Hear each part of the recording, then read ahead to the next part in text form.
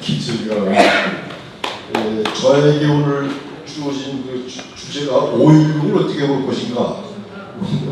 58년 8주년인지는 제가 지금 깜빡했습니다. 그러니까 58주년인데 이제 60주기가 금방 다가오는군요. 이제 아직도 사실 이제 5.16을 어떻게 볼 것인가는 이제 뭐 결론이 이제 나지 않는 그런 이제 아주 논쟁적인 주제죠. 근데 뭐 사실 제가 지금 말씀드리기 전에 앞에 연사분들께서 이런저런 얘기를 통해 가지고 5.16에 대한 견해를 다 내셨는데 전 나름대로 또 좀 간단하게 이 5.16을 어떻게 볼 것인가를 해드릴까 하는데요.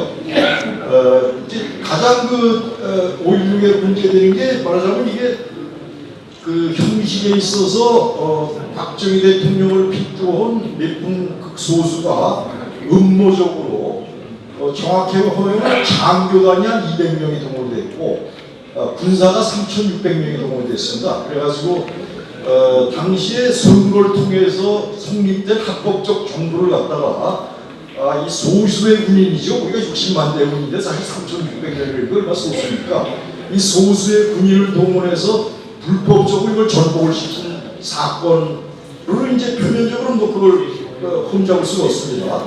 그러니까 불법적 사건이죠. 정통성이 없는.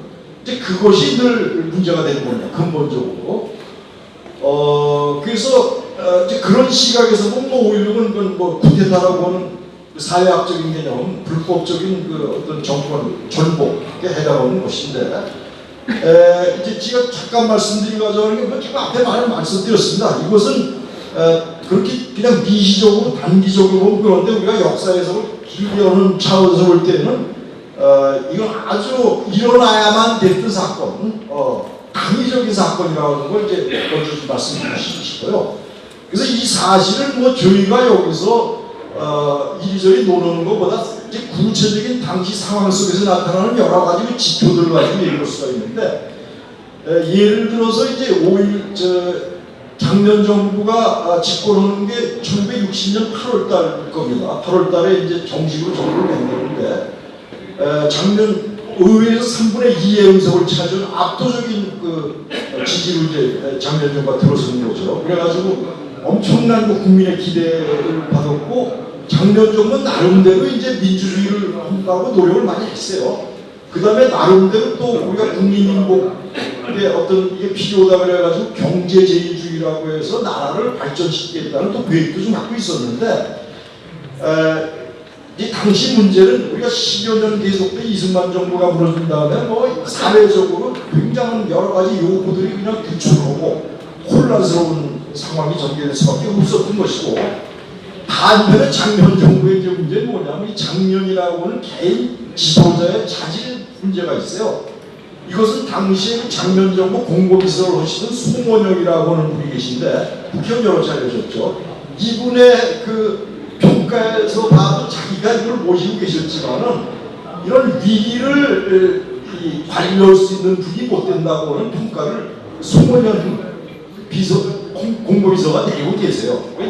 그렇게 리더십 자체가 이제 취약했고, 그다음에 민주당 정부가 집권을 하면서 혼란에 빠져가지고 결국 분당 사태로 가는 거죠. 그래서 이 정권 지도 세력이 아주 단결을 해서 이끌어가도 굉장히 난관이 부딪히는 시절에 분열이 돼가지고 친구파가 소위 싸움으로 결국 분당이 되고, 뭐 이런 그 지도부의 이제 난맥 싸움이 벌어지면서 모든 자기들이 내세웠던 어떤 경제 발전이 뭐니가 제대로 이어질 수 없는 것이고 없게 되는 것이고, 무엇보다도 기초적인 사회 질서가 무너져요. 도둑놈이 침몰을 한다든지, 예를 들어서 도둑놈을 잡는 경찰의 능력이 저하가 된다든지, 뭐 고상한 목표를 떠나가지고, 그래가지고 1960년 12월이 되면요 이미 국민들의 여론이 이 정치와 이 정부에 대해서 완전히 불신으로 돌아왔습니다. 당시 여러 가지 여론 결과가 있어요. 그래가지고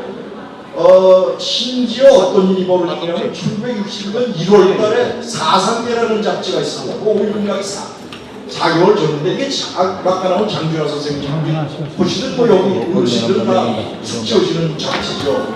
이것이 이제 261년 1월 달에 보면은 그 사상계의 권고원이라는 부분이 있어요. 당시 상황에 대한 나름대로의 진단을 내리고 조언을 하는 이 권고원에서 이거 대한민국이 이렇게 흘러가지고는 어떤 독재자가 나와야 된다는 여론이 지금 편배하고 있다. 그게 5.16 낙이 4개월 전에 사상계의 당시 상황진단이 그렇게 나와 있어요. 그 다음에 61년에 들어와서 소위 4월 위기론이라는 게 확산이 돼요. 4월 위기론인 게 뭐냐면 제2의 4.19가 나온다고 하는 그러한 소문이 전국에 확산이 되고 작년 정부도 여기에 대응하기 위해서 계엄령 계획을 세워요.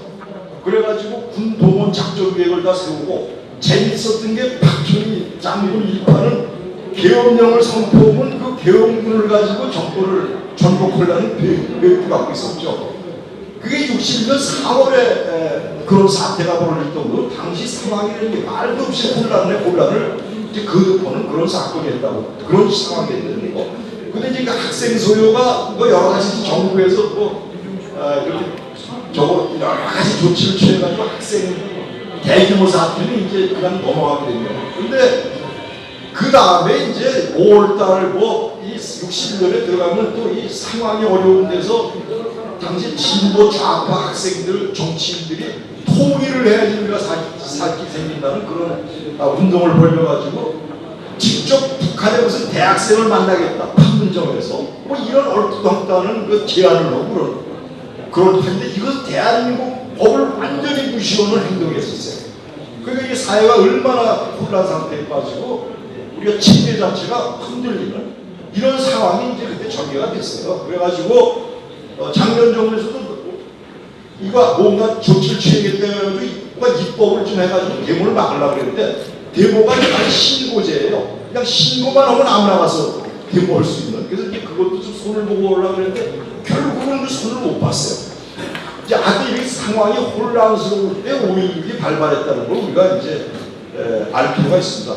그리고 5.16 나기 전에는 박정희뿐만 아니라 육군사관학교 7기, 육군사관학교 9기, 해병대 여러 군데에서 쿠데타 음모가 산발하고 있었어요. 동시다발적으로.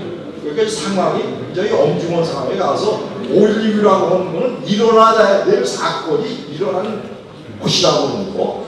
이걸 뭐 우리가 이렇게 주장을 하는 게 아니고 당시에 이런 여러 가지 자료들을 보면 이건 뭐 그래서 당연히 일어날 사건이 일어났다고 우리가 볼 수밖에 없다고 하는 거.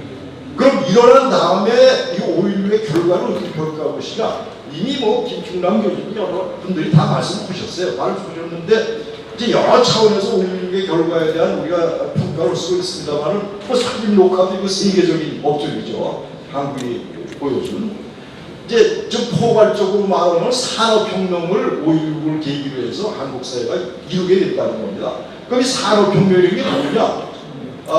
이게 이제 영국의 17세기, 18세기 시작해가지고 전 세계로 확산된 거나 아닙니까? 그래서 이제 그 전까지는 뭐 소나 말로 길것에서 이제 힘을 쓰고 사람이 이제 농사를 짓고 이런 그래서 기계를 발견하고 생산성을 높여가지고 인류 생활이 혁명적인 변화를 얻게 되는 거죠.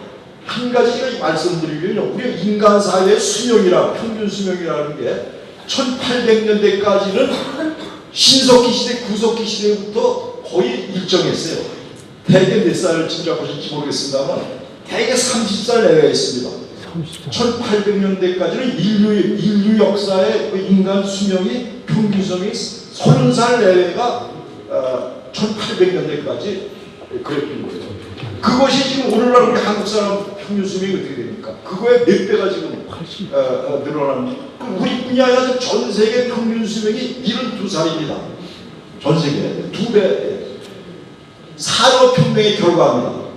산업혁명의 결과로 우리가 생활이 풍부해지면서 영양을 공급받게 되고 의료가 발전하고 여러 가지가 하면서 우리가 그 산업혁명이 이렇게 중요한 거예요. 뭐 여러 가지 세종대왕 송군 시대나 연산군 악군 시대나 사실 일반 그냥 90% 이상의 평민들의 생활이라는 것은 형편없는 생활을 했습니다.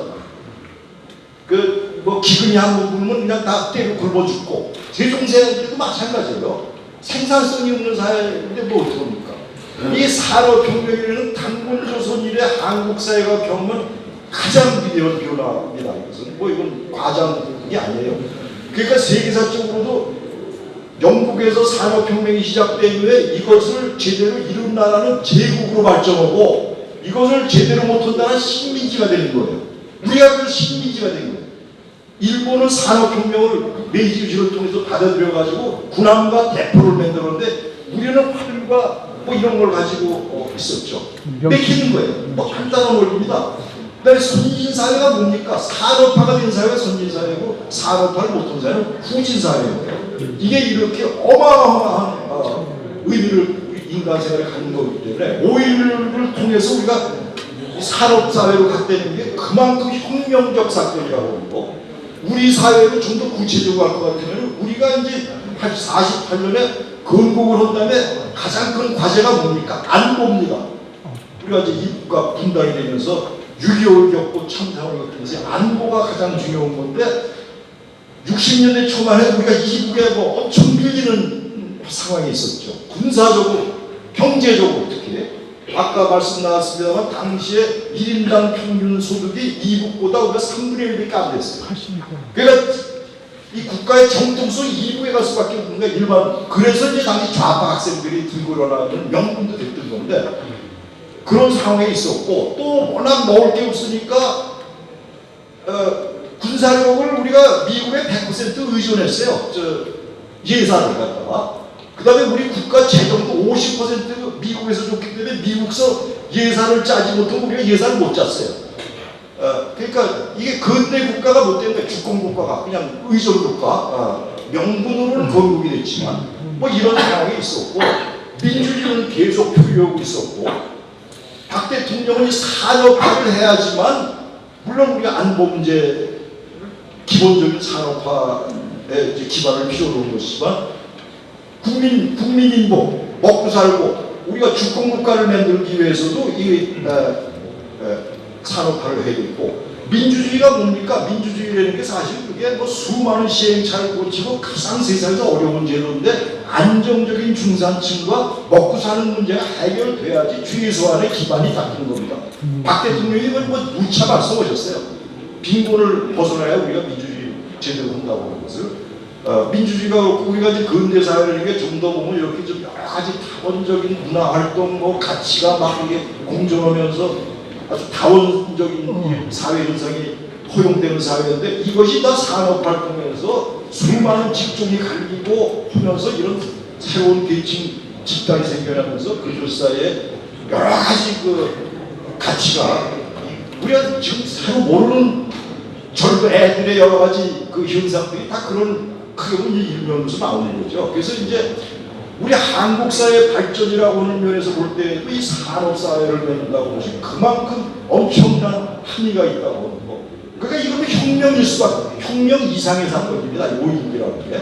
근데 이제 이게 우리가 이 사회학적으로 혁명을 정의할 때 조금 이제 어떤 우리 문제가 생기냐면은, 인류 역사의 가장 위대한 뚜렷한 혁명은 불란서 혁명이죠. 우리가 다 알다시피 불란서 혁명이 고전 혁명이고, 혁명을 연구한 사람들의 전범이 불란서 혁명이에요. 그거 이제 어떤 원인이 일어나는데, 불란서 혁명은 이게 사실은 이제 요새 말로 민중들에 의해서 이게 일어난 거죠. 그래가지고 봉기를 해가지고 전제 정부를 이제 귀국 뭐 이렇게 벌어지는 건데, 그러니까 민중에 의해서 이게 주도됐다는 거는 사회 다수가 기존 질서를 엎는데 찬성을 했다는 말이 되는데, 이제 5.16은 이것이 소수의 군인들이 불법으로 정권을 잡았기 때문에 이 불란서 혁명하고 지금 이 이 전개되는 층의 이 모양이 틀려요. 그래가지고 보통 고전 혁명은 우리가 다 밑으로 대혁명이라고 이름을 붙여요. 왜냐하면 그때 민중들이 있는 거라고. 그런데 이제 5.16은 일단 표면적으로 보면 밑에서 들고 일어나는 게 아니고, 군인 집단이, 소수의 집단이 이걸 비롯했기 때문에 이게 이제 그런 면에서 좀 이게 형식적인 문제가 있어가지고 이게 사회학적으로 규정하는데 좀 애로사항이 있었는데, 이걸 이제 한 학자가 위로부터의 혁명이라고 하는 새로운 또 개념을 만들어냈어요. 이게 위로부터 혁명에는 뭐냐면 어떤 사회가 문제에 봉착해서 어떤 해결점을 요구할 때 기존 통치 집단이 이걸 해결 못할 때 군부 내지는 관료 사회에 개혁 지향적인 집단이 있다가 정권을 뒤집어서 국가를 앞세워가지고 결국 개혁을 이끌어가는 형식이 그게 바로 이제 일본의 메이지 혁명이라든지 아타투르크랑 터키에서 일어난 혁명, 그 다음에 이집트의 나셀이라는 이런 몇 개 예를 들어가지고 후발국의 경우에는 꼭 밑으로부터 봉기가 아니고 위로부터의 엘리트에 의한 그 국가를 앞세운 혁명도 있다고 하는 걸 개념화해가지고 이걸 위로부터의 혁명이라고 이제 개념화했는데 바로 한국의 5.16은 바로 위로부터의 혁명이 아주 전형적인 경우에 해당합니다. 그래서 이걸 우리 학문적으로도 정치 사회학적으로 혁명이라는 이름을 우리가 붙이는데 하등의 하자가 없다.